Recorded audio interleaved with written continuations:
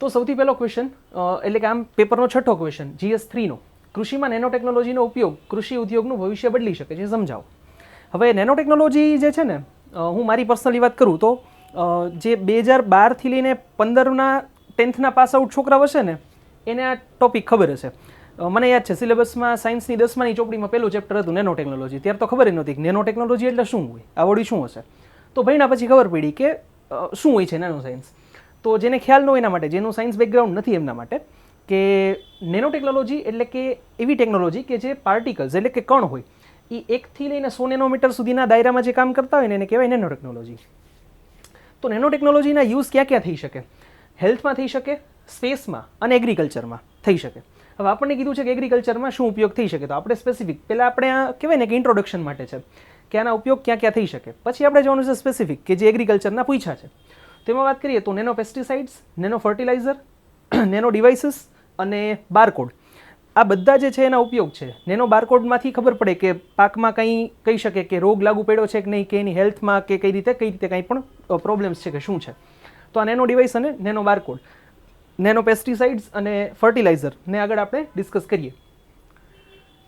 Silica micro particles જે છે, nano particles, તો એ શું કરે કે shield plants from the high temperature and strong UV radiation. તો જે સિલિકા નેનો પ્લાન્ટ્સ છે, સિલિકા નેનો પાર્ટિકલ્સ છે, એને તમે જો છોડવા ઉપર તમે આપણે સ્પ્રે કરી દો ને તો શું થાય કે જે આ હાઈ ટેમ્પરેચર હોય એનાથી પાક બળી જાય તો એને બચાવી લે. એન્વાયરમેન્ટ ફ્રેન્ડલી છે કે પર્યાવરણને નુકસાન થતું અટકાવે. કઈ રીતે? તો આગળ આપણે જ્યારે નેનો પેસ્ટિસાઇડ્સમાં વાત કરશું ત્યારે આની વાત કરીએ કે કઈ રીતે એન્વાયરમેન્ટ ફ્રેન્ડલી છે. કે કૃષિમાં શું હોય કે તમે આ બધા પેસ્ટિસાઇડ્સને બધું આપણે યુઝ કરતા હોય તો શું હોય કે પાકને તો નુકસાન થતું જ હોય થોડું ઘણું, કે એમાં કેમિકલ્સ એડ થતા હોય. બીજું જે છે કે એ બધા જમીનમાં ભળતા હોય તો જમીનને પણ નુકસાન કરે, અને એ જ પછી જમીનમાં નીચે ઉતરે તો પાણી હોય જમીનમાં અંદર, તો જે આપણું ભૂગર્ભ જળ છે એને પણ કહી શકે કે દૂષિત કરતા હોય. તો નેનો પાર્ટિકલ્સ જે છે એક રીતે ઉપયોગી છે. ગવર્મેન્ટ ઇનિશિયેટિવ્સ જોઈએ કે ગવર્મેન્ટે ક્યાં ક્યાં ઇનિશિયેટિવ્સ લીધા છે. તો નેનો મિશન ગવર્મેન્ટે એક આખું શરૂ કરેલું છે, અને એમાં જે છે નેનો ટેકનોલોજીના રિસર્ચ સેન્ટર્સ ખોલ્યા છે કે નેનો ટેકનોલોજીને આપણે કઈ રીતે ઉપયોગમાં લઈ શકીએ કૃષિમાં. તો આશા કરીએ છીએ તમને પસંદ આવે છે લેક્ચર સિરીઝ. કોઈ ક્વેશ્ચન હોય કમેન્ટ સેક્શનમાં પૂછી લેજો. ચેનલ સબસ્ક્રાઇબ ન કરી હોય તો કરી લેજો. મિત્રો સાથે શેર કરવાનું ભૂલતા નહીં. અને આપણી બંધારણ લેક્ચર સિરીઝ આવી ગઈ છે, ન જોઈ હોય તો જોઈ લેજો. વૈદિક મેથ્સની લેક્ચર સિરીઝ મારા ફાધરની યુટ્યુબ ઉપર પડી છે, એ પણ જોઈ લેજો. બંનેના કોર્સીસ એપ્લિકેશન ઉપર આવી ગયા છે. ફક્ત આ 2 સબ્જેક્ટના કોર્સીસ પરચેસ કરી લેશો તો પણ તમારી આવનારી એક્ઝામ ક્લિયર કરવામાં 40% જેવી મદદ મળી જશે તમને. જીપીએસસી ક્લાસ 1ની પ્રિલિમ્સ કયો, STIની પ્રિલિમ્સ કયો, કે પછી PSI કોન્સ્ટેબલ કયો, તો બધી એક્ઝામમાં તમને ખૂબ કામ લાગશે. તો ન કર્યા હોય તો કોર્સીસ પરચેસ કરી લેજો, ખૂબ ફાયદો થશે તમને. કન્ટિન્યુ કરીએ છીએ આજના લેક્ચરથી. તો એમાં વાત કરીએ તો છે centre for nano science and engineering, IISc Bangalore. તો ખૂબ વિખ્યાત સંસ્થા છે કે ત્યાં ગવર્મેન્ટે આ સેન્ટર શરૂ કરેલું છે. બીજું છે ICAR, Indian council of agriculture research. તો એ જે સંસ્થા છે એ સ્પેસિફિકલી એગ્રીકલ્ચરમાં જ જે કાંઈ પણ આપણે કહી શકીએ કે નવી નવી ટેકનોલોજી છે કે કઈ રીતે અપગ્રેડ કરી અને પાકને વધુ સારું આપણે કહી શકીએ કે ઉત્પાદન લઈ શકીએ અને વધુ હેલ્ધી ક્રોપ્સ લઈ શકીએ, તો એના માટે જ આખું સંશોધન કરે છે. તો ICAR સંસ્થાનું પણ આમાં યોગદાન છે. સૌથી ખાસ પોઈન્ટ કે જે કરંટ સાથે કનેક્ટ હતો જેના કારણે આ ક્વેશ્ચનમાં આપણે એને રિલેટ કરી શકીએ એ છે નેનો યુરિયા. નેનો યુરિયા વિશે જે લોકો કરંટ વાંચતા હોય એ બધાને ખ્યાલ જ હશે કે આપણે ડેવલપ કરેલું છે. જે યુરિયા ટ્રેડિશનલ જે ફર્ટિલાઇઝર છે સફેદ કલરનું હોય કે જેને ઉપયોગમાં લેવામાં આવે ખેતીમાં, તો એનું નેનો યુરિયા બનાવેલું છે. અને જે નાઇટ્રોજન માટે છે કે જે પાકને નાઇટ્રોજન પૂરો પાડે છે જમીનને.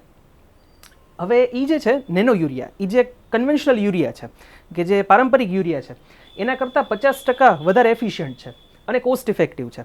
હવે શું થાય, નેનો પાર્ટિકલ્સ છે, નાના કણ હોય. કણ જે છે એ ખૂબ સૂક્ષ્મ હોય, આપણે વાત થઈ એમ કે 1 થી 100 નેનોમીટર વચ્ચે. તો એનાથી શું થાય કે એ જોઈએ ઓછું કોન્સન્ટ્રેટેડ ફોર્મમાં, અને જેટલું જોઈએ એટલું આપણે ઉપયોગમાં લઈ શકીએ. એનું કારણ એ છે કે યુરિયાનો વધારે પડતો ઉપયોગ જમીન માટે નુકસાનકારક છે. હવે એને આપણે જે કન્વેન્શનલ યુરિયા છે એને કઈ રીતે યુઝ થાય, તો એને સીધું આપણે જ્યાં પણ પાક ઉગાડેલા હોય ત્યાં સ્પ્રે કરવાનું હોય. એનાથી શું થાય, જમીનમાં પડે. નેનો યુરિયા સીધું જે એના છોડ છે એના પાન ઉપર જ સ્પ્રે કરવાનું થાય.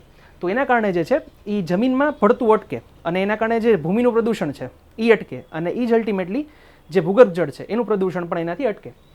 તો એક બેગ જે છે એક બેગ યુરિયાની જે છે એના બરાબર છે 500 ml ની બોટલ. તો એટલી નાની બોટલ એક બેગ જેટલું કામ આપે છે. અને કન્વેન્શનલ યુરિયા જે છે એ 35 થી 40% ઇફેક્ટિવ હોય છે, જ્યારે આ 85 થી 90% ઇફેક્ટિવ છે. અને આના અલગ અલગ ટ્રાયલ થયા હતા અલગ અલગ 94 પાક ઉપર, અને આખા ભારતમાં બધી જગ્યાએ, કે એવું ન હોય કે એક જગ્યાએ સક્સેસફુલ ગયું તો બધી જગ્યાએ ચાલશે. તો અલગ અલગ બધી જગ્યાએ એના ટ્રાયલ્સ લેવામાં આવ્યા. કન્વેન્શનલ યુરિયા આપણે જેમ વાત થઈ એમ કે એ ગ્રાઉન્ડ વોટર જે છે, ભૂમિગત જળ, એના માટે નુકસાનકારક છે.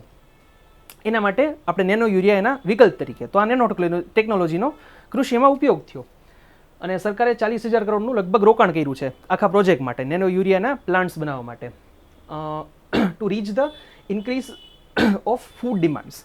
કારણ કે ભારતની વસ્તી વધતી જાય છે અને આપણી જે ફૂડ ડિમાન્ડ છે એ પણ ડે બાય ડે વધતી જાય છે. તો એને પહોંચી વળવા માટે આપણે આ ફર્ટિલાઇઝર્સ જોશે. તો એના માટે જે છે આ પ્રોગ્રામ આખો શરૂ કરવામાં આવ્યો છે.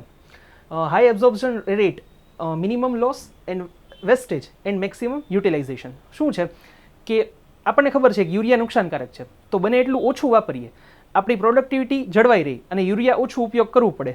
તો આ એનું સોલ્યુશન છે.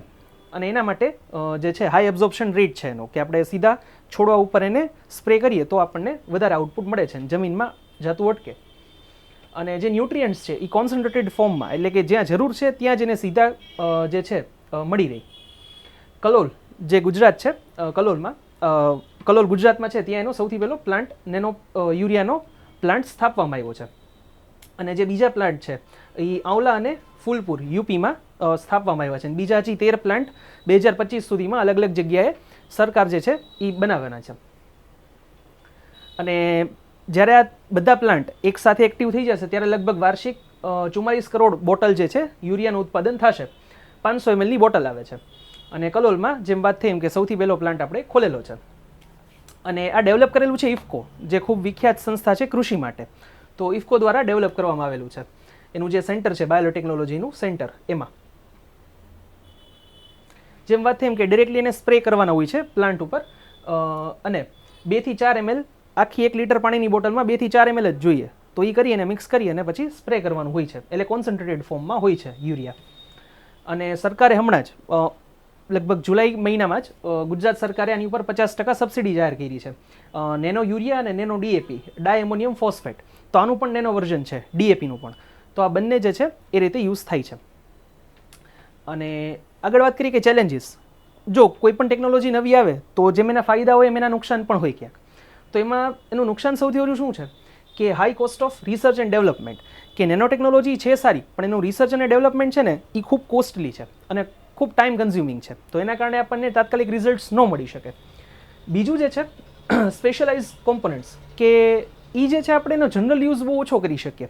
એનો સ્પેસિફિક યુઝ જ થઈ શકે, કે સ્પેસિફિક કાંઈ આપણી પાસે પ્રોબ્લેમ છે તો એના સોલ્યુશન માટે થઈ શકે. જનરલ યુઝ ખૂબ ઓછા છે કૃષિમાં. નેગેટિવ્સમાં વાત કરીએ તો જે છે આપણે વાત કરીએ કે પ્રોડક્ટિવિટી જે છે જમીનની એને નુકસાન પહોંચાડે છે. કારણ કે આપણે વાત થઈ કે યુરિયા ઓલરેડી જે છે જમીન માટે નુકસાનકારક છે. તો આમાં પણ શું થાય કે આ તો નેનો કણ છે. હવે કોઈ વખત પાણી બગડી ગયું હોય, પાણીમાં કચરો હોય, તો એ કચરો આપણી પાસે જે ગરણી હોય એમાં ગાડી ક્યારે શકાય? જો એનો જે હોલ છે ગરણીના હોલ એના કરતાં કચરો મોટો હોય, તો નાનો હોય તો એમાંથી પાસ થઈને જતો રહી. તો આ તો નેનો કણ છે. એકવાર જમીનમાં ભળી ગયા અથવા તો પાણીમાં ભળી ગયા પછી પાણીનું અથવા તો જમીનનું પ્યોરિફિકેશન બહુ અઘરું થઈ જાય છે, નેક્સ્ટ ટુ ઇમ્પોસિબલ છે. તો એ સૌથી મોટો એનો ડિસએડવાન્ટેજ છે કે લિમિટેડ એન્ડ સ્પેશિયલાઇઝ્ડ યુઝ કે છે એનો આપણો ખૂબ ઝાઝા પ્રમાણમાં વધુ પ્રમાણમાં આપણે એનો ઉપયોગ નહીં કરી શકીએ. અને બીજું છે lack of awareness and education, કે આની હજી અવેરનેસ બહુ ઓછી છે નેનો ટેકનોલોજીની. તો એ પણ એક ચેલેન્જિંગ પોઈન્ટ છે. અને difficulties in purification after use in soil and water, જે વાત થઈ એમ કે જમીનમાં અથવા તો પાણીમાં એકવાર ભળી ગયા પછી એના કણો, નેનો પાર્ટિકલ્સ જે છે એને દૂર કરવા ખૂબ અઘરા છે. તો આ થઈ ગયા એના ચેલેન્જીસ.